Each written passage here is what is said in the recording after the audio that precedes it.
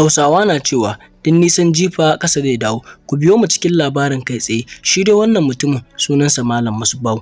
Malam Musbahu a cikin garin nan ya yi wa kowace yarinya ɗaɗɗaya guda 6 ciki. To wannan mutumin Malam Musbahu ba shi da mutunci, baya jin kunya yi wa mutane rashin kunya. To akwai wata yarinya da ake kiranta Amina. Amina ba abin da take sayarwa a garin nan sai dai rogo. Amina da sassafe take bin cikin garin nan ta je ta sayi rogo. To sai dai Malam Musbahu ya sa mata ido akan al'amuranta, har ya nuna yana son ta. Amina take janye jikinta tsakaninta da Malam Musbahu. Malam Musbahu bai nuna mata komai ba, sai ya nuna mata tsantsan soyayya. Sai take cewa ni ba na so ka yaudare ni, ka zo kuma ka rabu da ni. Sai yake cewa haba, ai ba halina bane ba. Yanzu dai ina so ki kawo min rogo shagona ranar Litinin. Sai ta ce to ba matsala, amma fa ina jin tsoro. Sai Malam Musbahu ya ce wani irin tsoro? Ba fa abin da zai faru. Ita ce to ba matsala, Allah ya kai mu. Ranar tana zuwa sai ta kawo mai wannan rogon.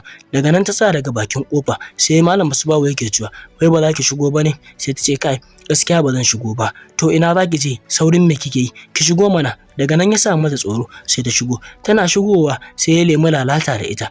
Nan fa ta nemi za ta mai iyo sai ya nuna mata wuƙa. Nan ya yi lalata da ita. Kuma sannan Malam Musbahu inda ya lalata da mace sai ya mata honin a cikin garin nan. Inda kika tona min asiri wallahi sai na kashe ki. Daga nan Amina ta fito da rogonta ta ci gaba da talla ta koma gida. Ta rike abin a zuciyarta. Bata faɗa wa kowa ba. Ita kadai sai ƙoni take, kuma sai ni ƙoni take a cikin gida. Nan fa aka tambaye ta Amina wai me yake faruwa ne? Sai babansu ya ga ta shiga wani yanayi wanda bata taɓa shiga ba. Sai Amina ta ce wallahi babu matsala ne, kawai cikina ne yana ciwo. Aka ce cikin ki ne yake ciwo? Sai ta ce eh. Sai babansu ya kira likita aka duba ta. Ana duba ta sai ya ce gaskiya ba cikinta bane yake ciwo, Amina tana da ciki ne. Kina da ciki? Daga nan babansu ya ce ki faɗa min wanda ya miki ciki ko kuma wallahi in kashe ki. Nan fa ta fito ta ce wanda ya mata cikin nan ba kowa bane, Malam Musbahu. Malam Musbahu. Daga nan baban Amina ya zo ya rike Malam Musbahu. Aka kai Malam Musbahu police station. Da aka kai su police station, Malam Musbahu saboda yana daurin gindi a garin nan aka fito da shi. Bacin an fito da shi sai ya shigo cikin gari yana murna, bai nuna alamun komai ba. Daga nan aka watsar da magana. Tsawon shekara 2 kenan sai ya ƙara dawowa cikin wani gari na gefen su. Dan ya samu wata yarinya mai suna Lantana. Lantana yarinya ce kyakkyawa wacce kaf garin ake ji da ita. Ita ma nan tana sai da wani abu mai suna dan wake. Dan wake kawai take sayowa a cikin garin nan. Daga nan ita ma ya samu yau da reta ya mata ciki a cikin garin nan. Sai ya gudu wani gari da ake kiran shi Tsimbin. Tsimbin wani gari ne mai tarin mutane amma kuma garin Allah ya masa kyau. Daga nan Malam Musbahu yana zuwa wannan gari sai ya fara kasuwanci kawa wasa.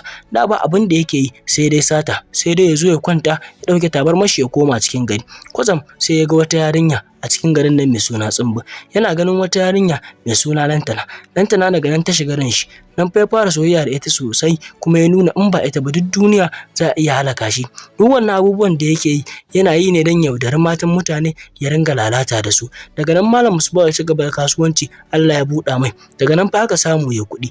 Yana yin kuɗi duk wasu abubuwa da yake yi sai ya ɗan rage. To daga nan ya nemi wannan yarinya, ita ma nan ya lalata da ita. Duka abubuwan da yake yi. To baban yarinya yana da mugun kuɗi. Daga nan ya kai shi cikin police station. Dan aka ɗaura Malam Musbahu. Malam Musbahu ya ci bursin har na tsawon shekara 5. Daga nan ya fito ya ce to mu fi abin da muke aikata babu yanda za a yi da mu. Sai babar yarinya take cewa to ka jira akwai lokaci, kai ma kuma duk abin da kai wallahi sai amma. Ya ce to ni za a yi wa ai ba matsala. Daga nan ya fara soyayya da wata yarinya mai suna Hajara. Hajara kyakkyawar yarinya ce wadda ta fi kowa kyau a cikin garin nan. Daga nan Malam Musbahu ya gyara wannan halin nashi. To ya manta da maganar matan nan. Daga nan Hajara kyakkyawar yarinya ce wacce kuma ta fi kowa kyau a cikin garin nan. Sai dai duk abin da yake yi ya manta da cewa wannan matar da ta mai baki kambun baka ne da ita, kuma sannan wa'annan matan da ya lalata da su gabaki ɗaya suna nan. Hajara kyakkyawar yarinya ce, ashe ita ma Hajara ita kuma matsalar ta abu guda ɗaya ne, tana da son abin duniya. Nan fa Malam Musbahu ya ringa kashewa Hajara kuɗi yana kai ta waje. Hajara ita burinta a kai ta waje ta ci kuɗi. Nan fa Malam Musbahu har gidansu ya ɗauki nauyi da ƙannanta. Duk yake biya musu kuɗin makaranta. Ita duk duniya ta bayar ita zai aura, bata san yaudarar ta zai ba.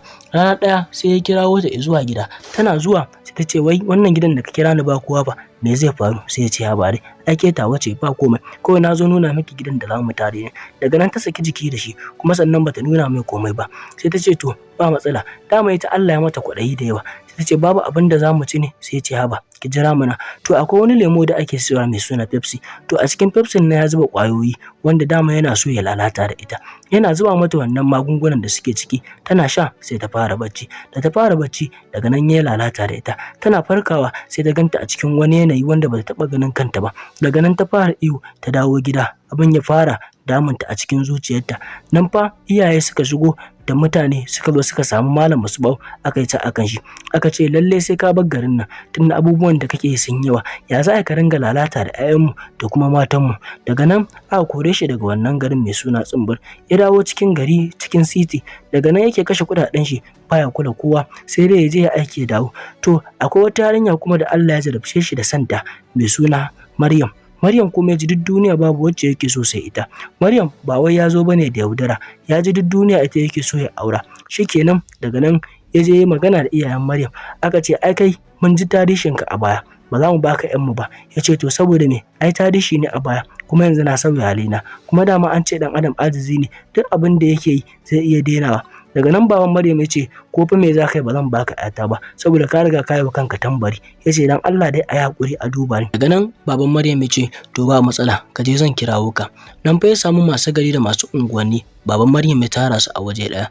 Ya ce kun ji wannan yaron mai suna Musbahu ya ce yana son ƴata, ya kuka gani, kuma kun ji ga halin da yake ciki, ga kuma halin shi wanda yake yi mutane rashin mutunci.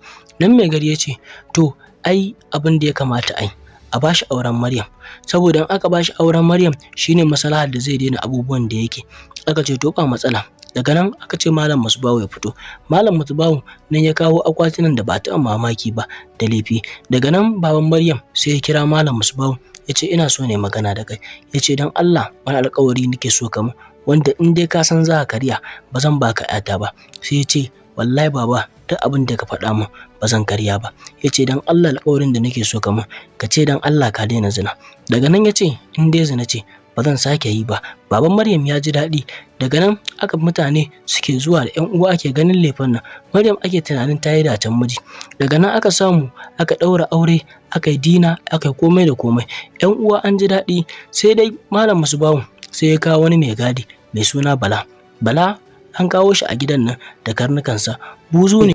Malam Bala tun daga Nijar aka ɗauko shi aka kashi gidan Malam Musbahu, kuma sannan wannan karnukan nayi suna aiki ba dare ba rana. Malam Musbahu yana dawowa gida sai ya ga Amina kawa ta turmana fuska, sai ya tambaye ta me yake faruwa, kawai sai ta mai dariya ta ce ka tambaye ni yau akwai farin ciki sosai. Ya ce wani irin farin ciki ne? Ta ce mai I promise. Ya ce I promise. Ta ce wallahi yana da juna biyu. Daga nan Malam Musbahu ya ji daɗi kawa ya mutu.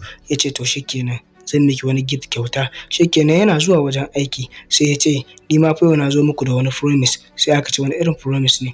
Sai aka ce ai Amina ce take da juna biyu.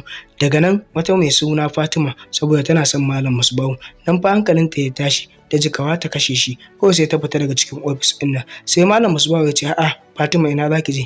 Sai ta ce wallahi babu komai, cikin ta ne ke dan ciwo. Daga nan dai kawai ya tsaki sai ya rabu da ita, bai ƙara kula ta ba. Tom daga nan yarinya aka samu wata 9 aka haifi jinjira. Ana haifar jinjira sai ta fara girma abu kamar wasa. Malam Musbahu nan fa ya kashe wa yarinyar nan kuɗi yana kula da ita, sai dai yarinyar nan tun tana ƙarama ba ta jin magana, kuma sannan yarinyar nan kular da yake da ita ba ma ya kula da Amina. Amina sai take cewa wai me yasa Malam Musbahu kake min wasu abubuwa iri-iri kwana biyu na gane ba. Sai ce ke dai kawai ki bari, tunda kika haifi ɗan nan gabaki ɗaya tunani na ya kasa ganewa. To ya ɗora karan tsana ya ɗora wa wannan babar Amina, kuma sannan ya nuna duk duniya ba wacce yake so in ba wannan 'yar da ya haifa ba. Ya manta ya aikata abubuwan ba daidai ba a rayuwarsa ta baya. Daga nan wannan yarinya ta fara girma, aka fara kai ta yaye. Nan fa aka ɗauke ta aka kai ta gidan su Amina aka yaya yarinyar nan. Yarinyar nan aka fara shagwaɓa ta, yana iya kashe mata 100,000, 500,000 duk bai damu ba. Yarinyar nan sai ta fara zuwa makaranta, aka sa mata suna Nafisa. Nafisa bacin tana zuwa makaranta ta dawo, tun ana kai ta aka shagwaɓa ta. Sai mai gadin ne yake cewa gaskiya Malam Musbahu kana shagwaɓa wannan yarinya. Sai ce to in ban shagwaɓa ta ba kai kake so in shagwaɓa, in ban kore ka ba Allah ya tsine mu.